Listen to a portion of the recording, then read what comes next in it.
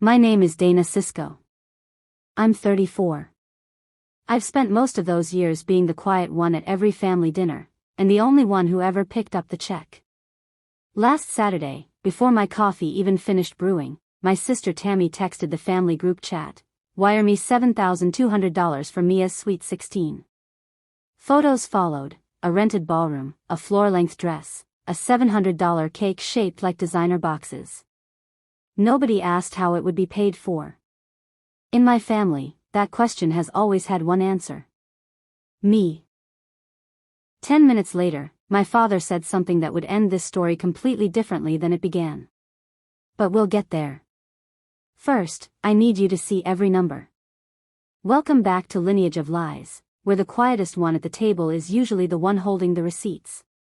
If a family that only calls when they need money sounds familiar, comment, subscribe, and hit record, because this story starts with a cake and ends with a ledger. I'm an auditor. Other people see a party. I see a number that has to come from somewhere, and I always know whose account it's coming from. This wasn't the first ask. It was the 100th. A transmission when Mia was 6, $900, just this once. A security deposit. A phone bill. A credit card that crept past $4,000. Each one small enough to feel petty to refuse, wrapped in, "You're the only one I can ask." I never counted. Counting would mean admitting there was a pattern. Admitting the pattern meant doing something about it. What none of them knew, 2 weeks earlier I'd started paperwork on my first condo. Every dollar in my savings had a job. My loan officer's instructions were simple: don't move large sums, don't take on debt before closing. My family had spent a decade training me to do exactly that on command. So I called Tammy. Not to argue, just to see the real budget. She sighed like I was being difficult. "You already handled the venue deposit. Remember? Back in October." I didn't remember. Not really. Until I did. A frantic call in October, a card read over the phone so Mia wouldn't lose the date, $1,500, on my card, in my name, for a room I'd never dance in. I'd forgotten it the way you forget a splinter until you press on it. She was pressing on it now. That night I opened the group chat and typed one reasonable sentence: "I'd like to see the full budget before we talk about who's paying what." I hit send and felt the whole architecture of my life lean against that button. The reaction wasn't a budget. It was a chorus of guilt aimed straight at my chest. My aunt: "Since when do we make each other fill out forms?" My mother: "The peacemaker, I'm sure Dana didn't mean it like that." I had. That was the problem. Then Tammy played her real card, a photo of Mia in the dress, captioned, "Guess I'll tell her the party's off because her aunt wants a spreadsheet. She'll understand." My chest went tight. But I looked again at Mia's face in that photo. She didn't look like a girl afraid of losing a party. She looked like a girl afraid of what the party was doing to the adults around her. I drove to my parents' house the next day, sure my mother would stand with me. She dried her hands slowly. "You've always been the strong one, Dana. Would it kill you to smooth it over? Just this once." Even her. Peace in this family has only ever meant one thing: Dana pays. Mia was waiting on the porch when I left. 15 years old, watchful, all elbows. "You don't have to pay for it," she said. "It's not really for me." She'd figured out at 15 what took me 34 years and a folder full of receipts to name: the party wasn't about her birthday. It was about my sister proving, to a family that measures love in money, that she loved her daughter the most. That's when I stopped trying to protect the party, and started trying to protect the kid. That night, I finally opened the folder I'd kept closed for 10 years. Bank statements. Screenshots. IOUs nobody ever paid. I built a spreadsheet: column A the date, column B what it was for, column C the amount, column D paid back. Column D stayed empty. Line after line after line.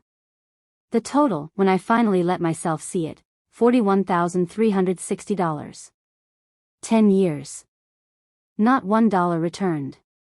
And there was a second discovery buried in the contracts: the venue hold, the cake deposit, the dress layaway. All three were in my name. Which meant they weren't only mine to fund. They were mine to release. I offered Tammy one honest door before touching the lock. Let's build a real budget together, out in the open, no more surprise holds. She didn't hear an offer. She heard an accusation. Real families don't count, she said, crying, and hung up. Then the vendors started calling, my card, my name, a 72-hour deadline before the balance auto-charged. I could pay and buy myself another decade as the family wallet. Or I could use the one power a signatory has that a wallet never does. My father called before I could decide anything for myself. Warm. Tired. Final.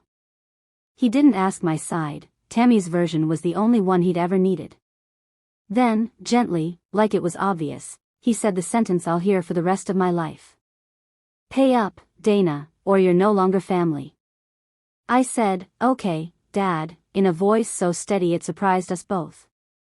And I finally knew the exact price of my membership.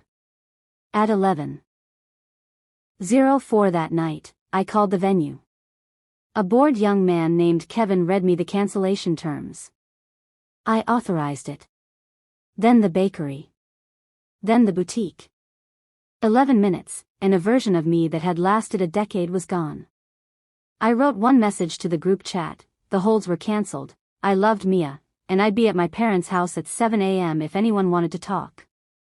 Then I printed the spreadsheet, all of it, 10 years, $41,360, and set it by my keys. At 7:28 the next morning, Tammy's phone lit up on the kitchen table. Your reservation has been cancelled. The whole kitchen went still while the truth arrived on a timestamp I'd known was coming. Dana, my father said. What did you do? I slid the folder to the center of the table and opened it myself. I paid for all of it, I told Tammy. The venue, the cake, the dress. Every line on these pages is me too. I'm not canceling because I stopped loving Mia. I'm canceling because I finally started. I could have softened it. Apologized. Covered the $7,200 one more time and kept my chair at the table. That road was right there. I didn't take it. No more surprise deposits, I said. No more holds in my name. But I'm not walking away from you, Tammy.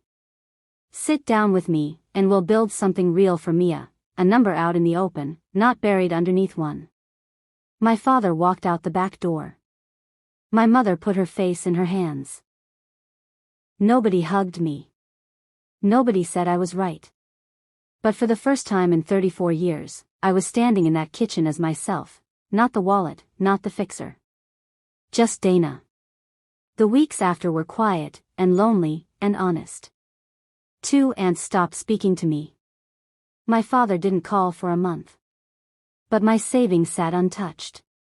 My loan closed in March. I signed the papers on a 2-bedroom with a leak under the sink and cried, not from grief, but from a future that was finally mine. Tammy scaled the party down to a backyard, string lights, 30 of Mia's actual friends. By every account, it was the best night of that kid's year. I wasn't invited. Mia texted me a photo anyway, wish you were here. 4 months later, Mia texted again. She'd opened her first savings account and wanted to know if Aunt Dana could show her how to build a spreadsheet, so she could figure out the real number before asking her mom for anything. I sat down on my kitchen floor and cried. That was the chain breaking, one link early enough to matter. Love that keeps a balance isn't love. But love that never checks the balance isn't safe. It took me $41,000 to learn that. Sometimes the most loving word in the whole language is no. If this reached something in you, comment, share it with someone who needs it, and hit record so you never miss the next one on Lineage of Lies.